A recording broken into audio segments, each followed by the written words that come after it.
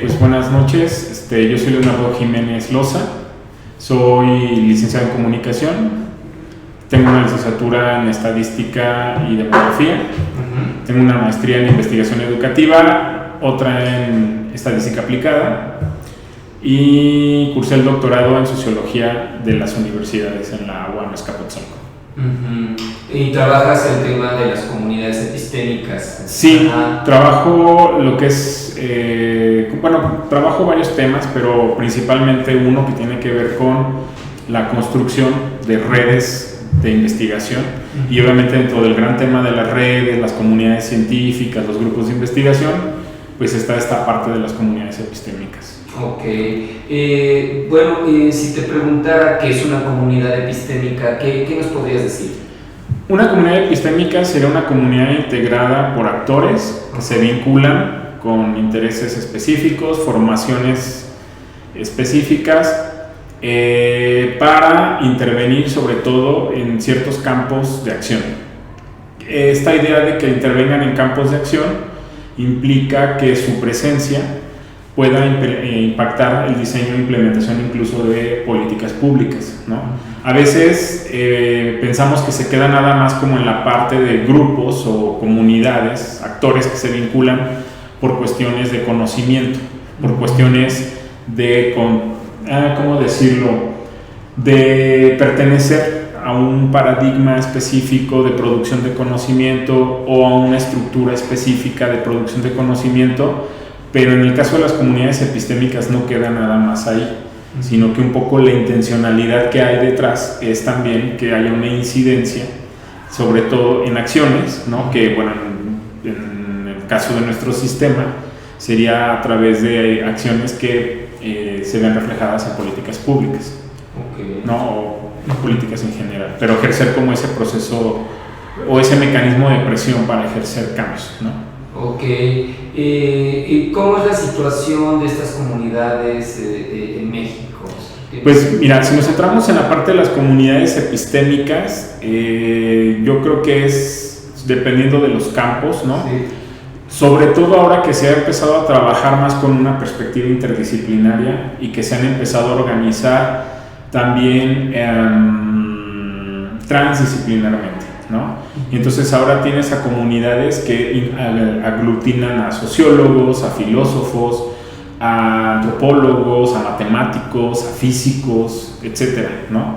Sobre todo tratando de reflexionar los problemas desde múltiples perspectivas para proponer soluciones mucho más concretas. Si es que lo vemos desde esa óptica, las comunidades epistémicas, ¿no? Generalmente se configuran. A veces pensamos que es un proceso como muy estructurado, sistemático para que estas comunidades se puedan integrar y no es así. Es un proceso más bien un poco accidentado, que le apuesta mucho a los contactos que los diferentes actores, miembros de la comunidad epistémica tienen. Entonces yo pienso en un problema que le planteo a la realidad o la misma realidad me plantea y entonces veo quiénes de las personas con las que interactúo en la institución donde trabajo, obviamente estamos hablando de instituciones de educación superior, productoras de conocimiento, me vinculo con estos sujetos, los invito a participar en la red, ¿no? O en la comunidad epistémica y a su vez ellos también tienen contactos que pueden ser diferentes a los míos y se van un poco en esta cadena, ¿no? Un elemento que ha contribuido mucho a esta estructuración de las comunidades pues son las nuevas tecnologías, porque obviamente las distancias se han acortado, la posibilidad de vincularse y de establecer contacto cara a cara, aunque no de manera presencial, pero sí constante entre ellos, pues se facilita a través de este tipo de medios, ¿no? Entonces esto ha sido un factor fuerte para que las comunidades se integren. Y entonces, una vez que la comunidad se integra y que tiene un objetivo y que tiene un proyecto, empieza a trabajar en relación a este proyecto y conforme va pasando el tiempo y se va haciendo visible el trabajo que van realizando, viene la parte donde otros sujetos o otros actores ven el proyecto que se está realizando, no tanto a la comunidad, sino el proyecto, y a partir de ahí visibilizan luego a la comunidad y buscan integrarse, ¿no? Y entonces se va estableciendo esto, pero es a través de contactos. Hay varios autores han trabajado un poco el tema, sobre todo en esta parte de cómo se constituyen, ¿no? Y tiene que ver con esta idea de que a final de cuentas en el mundo académico, en el mundo científico, en el mundo de la producción del conocimiento en general, sea el campo que sea, nos encontramos en el mundo pequeño, ¿no? Entonces, esta idea de que somos cientos de académicos trabajando sobre ciertos campos de conocimiento, sí, pero a final de cuentas los contactos que tenemos hacen que ese mundo sea pequeño. Y entonces tarde o temprano conocemos a alguien que se termina conociendo a otros y que ya eran conocidos por otros, y entonces se va estableciendo una red, ¿no? Que es lo que le da estructura y sentido a las comunidades, ¿no? Aparte del proyecto que buscan ellos establecer. ¿Se logra la interdisciplina en estas redes? Sí, aunque creo que es todavía complejo, sobre todo para el caso concreto de nuestro país, ¿no? Generalmente quienes trabajan ya con un enfoque interdisciplinario, multidisciplinario o incluso transdisciplinario son sujetos, actores que ya están en un nivel más consolidado, más prestigioso dentro de su comunidad académica de referencia. Es decir, un biólogo que para el caso concreto de nuestro país, México, forma parte del Sistema Nacional de Investigadores, que tiene publicaciones reconocidas, que sus líneas de investigación y sus hallazgos o sus reflexiones o sus propuestas son consideradas importantes, tienen más, quizás por esa condición, posibilidad de dialogar con otros en su mismo nivel y ser flexibles para adaptarse a una lógica más multi o transdisciplinar, cosa que los académicos que están todavía en ese proceso de adquirir prestigio, de adquirir una posición privilegiada, de adquirir o generar todavía una producción de conocimiento más destacable, a veces no están en las condiciones como para vincularme con otros. Como que es un poco una idea o una metáfora de estoy más preocupado ahorita por mi parcela,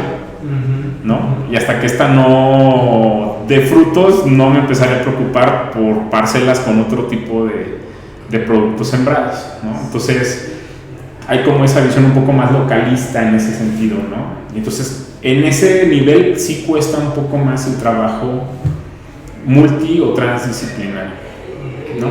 Sobre todo porque también requiere de recursos, que a veces se deja a la buena voluntad de los académicos, de los investigadores, pero si queremos que esto funcione requiere y necesita de recursos.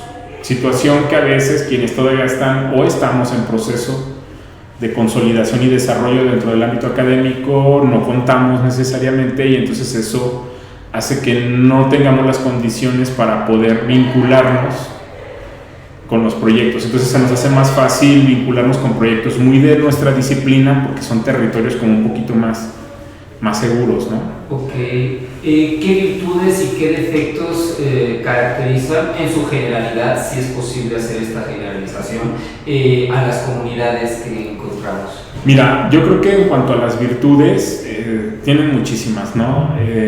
Por un lado, la posibilidad de que te puedas vincular con sujetos que a final de cuentas están en parcelas de conocimiento distintas al propio, y entonces te aportan nueva información, nuevos paradigmas, nuevos modelos de trabajo, nuevas herramientas, nuevas técnicas, nuevos métodos, etcétera, ¿no? Entonces, esta parte creo que es muy rica, ¿no?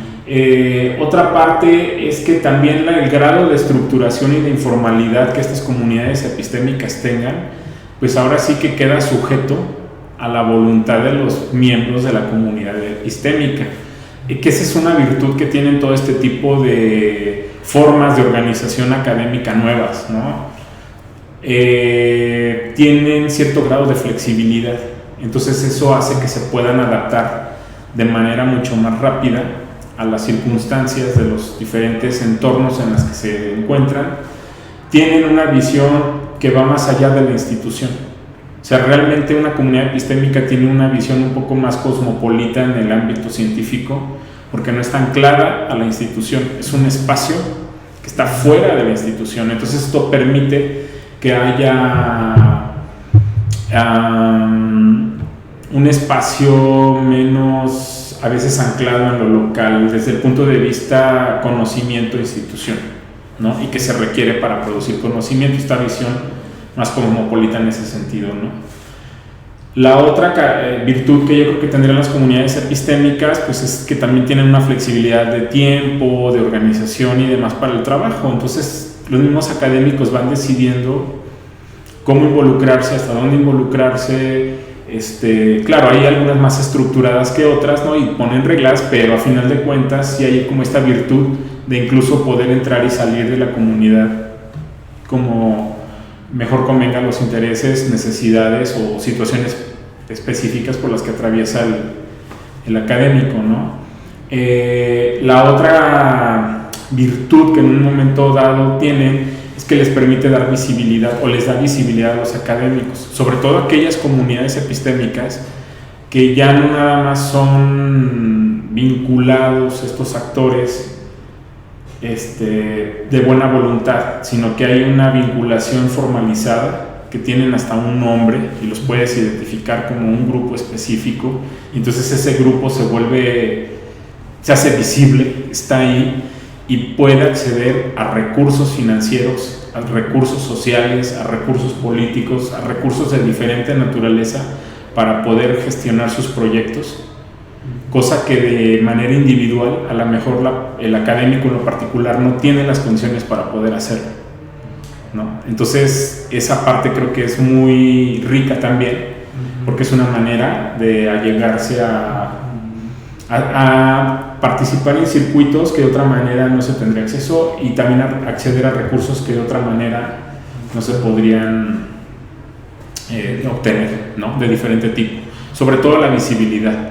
Porque entonces yo formo parte de la comunidad tal, y entonces la comunidad tal, que es de prestigio, ya la percepción hacia el académico cambia, ¿no? Esa es una. La otra, creo que las desventajas es que son modelos que desafortunada o afortunadamente son emergentes, sobre todo para nuestro contexto en México, que desde siempre han existido, pero desafortunadamente no se han hecho visibles, ¿no? Pero que a veces, ante este desconocimiento, las instituciones en las que están ancladas los académicos o los investigadores o la gente que produce conocimiento no saben cómo gestionar o administrar una comunidad epistémica, y entonces se genera un conflicto. Porque a final de cuentas la comunidad epistémica, con todo y esta parte de la flexibilidad que tiene, se convierte en otra organización. Y entonces ahora yo, investigador, estoy anclado en una institución y tengo que responder a la parte que ella me pide, y tengo que responder a los otros compromisos adquiridos con la comunidad epistémica, y entonces se genera una tensión. Bajo esta lógica hay un autor que es Burton Clark, un sociólogo norteamericano especializado en estudios de educación superior, que escribió durante mucho tiempo trabajos relacionados con los académicos, ¿no? Y entonces él hablaba de que había dos fuerzas que ataban o de alguna manera ejercían presión sobre el académico. Una que lo expulsaba de la institución hacia la disciplina, hacia el campo de conocimiento en el cual él se especializa, y otra que lo anclaba a la institución, porque las disciplinas, aunque ahora con estos nuevos modelos están desterritorializados, ¿no? Ya se ubican en diferentes centros, polos de producción de conocimiento, etcétera, requieren un anclaje, parte de un anclaje institucional, ¿no? Entonces la institución me detiene, la disciplina me jala, ¿no? Entonces ahí se genera una tensión. Y en el campo disciplinar pues están las comunidades epistémicas. Entonces ahí tenemos una situación que hay que aprender a resolverlo, ¿no? Yo he sabido de instituciones que a sus académicos les prohíben usar nuevas tecnologías, por ejemplo, o redes, ¿no? No puedes usar el Skype en ciertos horarios, no puedes usar el Facebook, y que son herramientas para poder interactuar con la comunidad epistémica. Y no se puede utilizar, ¿no? Entonces ya tienes ahí un problema, porque no lo puedes hacer en tus horas de trabajo y tienes que echar mano de tiempo que tú a lo mejor tenías destinado para otro tipo de actividades. ¿Qué otra parte que a veces también se acostumbra tanto a trabajar o a darle tanta prioridad a los proyectos generados por la comunidad epistémica que se descuidan los proyectos, sobre todo aquellos que son de interés para las instituciones, ¿no? Recordemos que aunque hay libertad de cátedra, de producción de conocimiento y demás, también el sello institucional marca ciertas tendencias en el tipo de proyectos, de líneas, de campos de conocimiento que se van a cultivar, y a veces el pertenecer a una red epistémica genera tensiones sobre el tipo de líneas que se están trabajando, ¿no? O quiero que me des resultados de aquello que trabajaste allá y que no es compatible con lo que trabajamos en la institución. O sea, imagina una institución donde la parte social no está presente como línea de investigación. Entonces no me interesa nada de los movimientos sociales o de los estudios de género, y resulta que yo pertenezco a una comunidad epistémica cuyo foco de producción de conocimiento son movimientos sociales y estudios de género, ¿no? ¿Sí? Ahí tenemos un problema. Más que desventajas en cuanto a pertenecer a la comunidad epistémica, es más bien el papel que las instituciones y a veces nosotros mismos como investigadores no hemos sabido darle a las comunidades epistémicas y vincularlo con la institución. Por ejemplo, recuerdo que ha habido algunos experimentos justamente no institucionales de hacer otro tipo de comunidades epistémicas. Por ejemplo, Michel Onfray ha tratado de hacer una especie de universidad popular que no tiene nada de institucionalidad. ¿Qué podrías señalarnos tal vez de otras formas de organizar el conocimiento comunitariamente? ¿Se ha explorado? ¿Sabes de algo que nos puedas decir? Sí, o sea, ha habido intentos por, de alguna manera, quitar como este peso institucional, sobre todo porque las instituciones de educación superior se han burocratizado, ¿no? En diferentes entornos, sobre todo en nuestro contexto, en nuestro país, el nivel de carga burocrática que tienen las instituciones de educación superior para poder producir conocimiento es tremendo. Entonces eso ya le pone un obstáculo fuerte a esta posibilidad de producir, de construir, de generar conocimiento.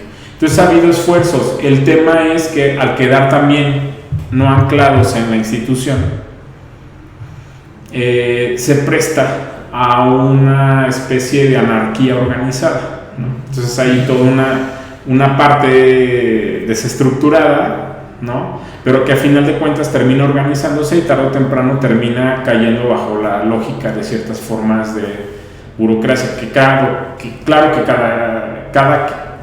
cada uno de los investigadores que de alguna manera hizo esta propuesta no se da cuenta y defienden su proyecto como el que va a resolver todo, ¿no? A final de cuentas, pero no necesariamente es así, sobre todo porque en las comunidades epistémicas hay una cuestión y sobre todo no solo en las comunidades epistémicas sino también en las redes, los grupos de investigación estamos vinculados, entonces hay una cuestión de redes sociales, ¿sí? O sea, esta idea de con quién me junto, por qué me junto, etcétera, pero esta vinculación no es ya gratis y produce y genera situaciones de tipo asimétricas. No por el hecho de que yo forme parte de una comunidad epistémica, necesariamente la parte asimétrica de las relaciones y estratificada va a quedar resuelta. A final de cuentas, ese tipo de entornos van a terminar reproduciendo la estructura científica de los sujetos que portan los sujetos que forman parte de la comunidad epistémica. Te comento, por ejemplo, el caso de una red que hace estudios de prospectiva y es una red en la que la Facultad Latinoamericana de Ciencias Sociales, Flaxo, tiene participación bastante fuerte, ¿no?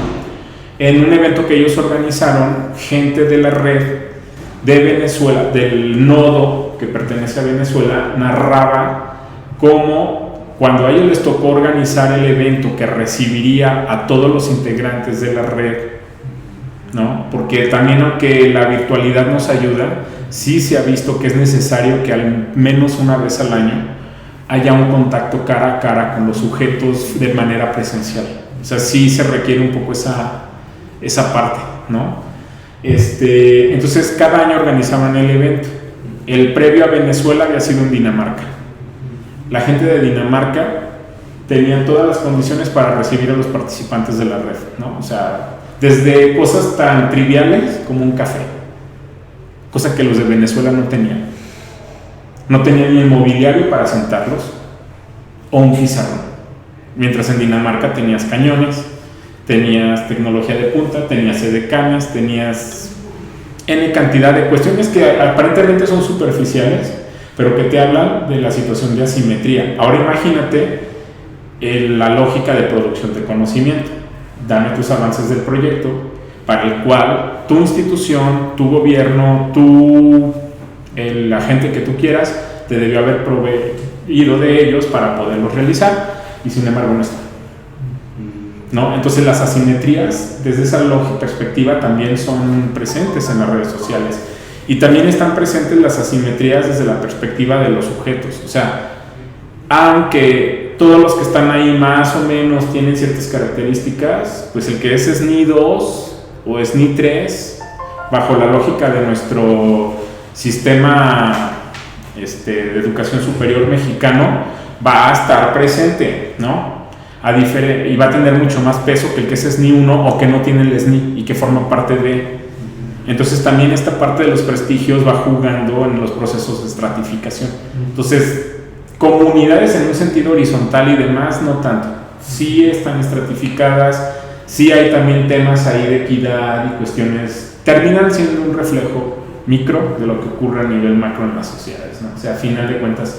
Pero sí es una forma de organización un poco más flexible que te permite hacer otro tipo de cosas. Ok, me gustaría cerrar preguntándote un poco por el perfil del canal, sobre algunas observaciones que tengas sobre la comunidad filosófica, ¿no? Como una comunidad epistémica. Pues mira, hay un proyecto que apenas estamos empezando a desarrollar, que tiene que ver precisamente con las comunidades, los grupos y las redes de influencia en la comunidad filosófica mexicana, ¿no? Está todavía muy en ciernes, apenas estamos tratando como de esbozar esto, ¿no? Porque de entrada tenemos que definir qué es comunidad filosófica mexicana, y bueno, eso también ya nos pone un tema.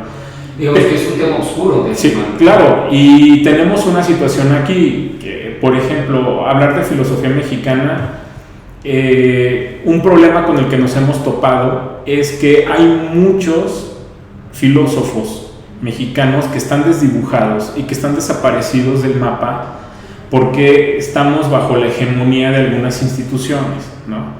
Y perdón que lo diga, pero caso concreto, la respeto mucho, la Universidad Nacional Autónoma de México, pero hay una lógica hegemónica ahí donde el nivel de prestigio y de posicionamiento que tiene en el campo filosófico es tal que si no se trabajan las líneas de investigación que se plantean ahí, o se forma parte de la institución y de esas líneas de investigación, simple y sencillamente no existes como filósofo, no eres visible.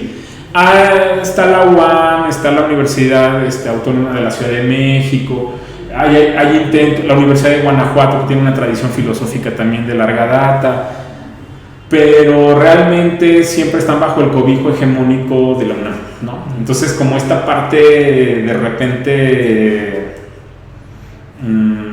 tan controladora en ese sentido, no permite que se hagan visibles otras formas, otras maneras, otras lógicas en las que se puede pensar filosóficamente, ¿no? Y que un poco lo que busca el proyecto es hacer visibles a esos actores que están en la periferia de la red, ¿no?